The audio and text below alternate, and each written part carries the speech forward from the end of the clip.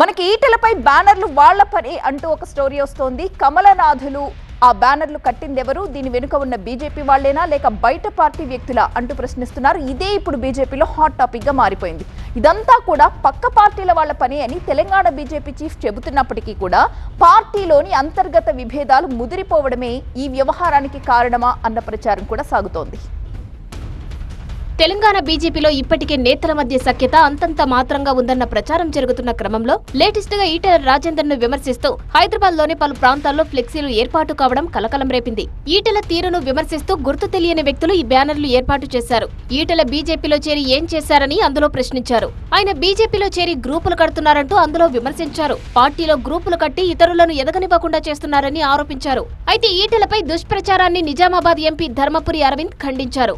తనకు బండి సంజయ్ కు మధ్య ఈటెల రాజేందర్ గొడవలు పెడుతున్నారన్న ప్రచారంలో వాస్తవం లేదన్నారు. మరోవైపు ఈ వ్యవహారంపై తెలంగాణ బీజేపీ చీఫ్ రామచంద్రరావు స్పందించారు. తెలంగాణలో బీజేపీ బలం పెరుగుతోందని, అది ఓర్వలేక ఇతర పార్టీలకు చెందిన నేతలు బయట వ్యక్తులు ఇలాంటి పనులు చేస్తున్నారని ఆరోపించారు. బీజేపీలో ఎలాంటి విభేదాలు లేవని తెలిపారు. తమ పార్టీ నేతల మధ్య చిచ్చు పెట్టాలని కొందరు కుట్రలు చేస్తున్నారని మండిపడ్డారు. ఈటెలకు వ్యతిరేకంగా ఫ్లెక్సీలు ఏర్పాటు చేసిన వాళ్లపై డీజీపీకి ఫిర్యాదు చేస్తామన్నారు. మా పార్టీలో ఎటువంటి అంతర్గతం రావట్లేదు. ఇవన్నీ కూడా మా పార్టీలో అంతర్గత కలహాలు చేయడానికి కొన్ని వ్యక్తులు కొన్ని పార్టీలు, మా పార్టీ వాళ్ళు కాదు, కొన్ని ఇతర పార్టీ వాళ్ళు, కొన్ని ఇతర శక్తులు ఈ ప్రయత్నం చేస్తున్నారు. ఎందుకంటే ఈ మధ్య కాలంలో బీజేపీ గ్రాఫ్ పెరిగింది. బీజేపీ ఐక్యత్వాన్ని మేము అందరూ చూశారు. కాబట్టి మా మధ్యన చిచ్చు పెట్టడానికి ఇతర రాజకీయాల పార్టీ చేసినటువంటి ఒక ప్రయత్నం ఇదంతా కూడా. దీని మీద నేను డీజీపీ గారికి తప్పకుండా కంప్లైంట్ చేస్తాను, చర్య తీసుకోమని అడుగుతాను.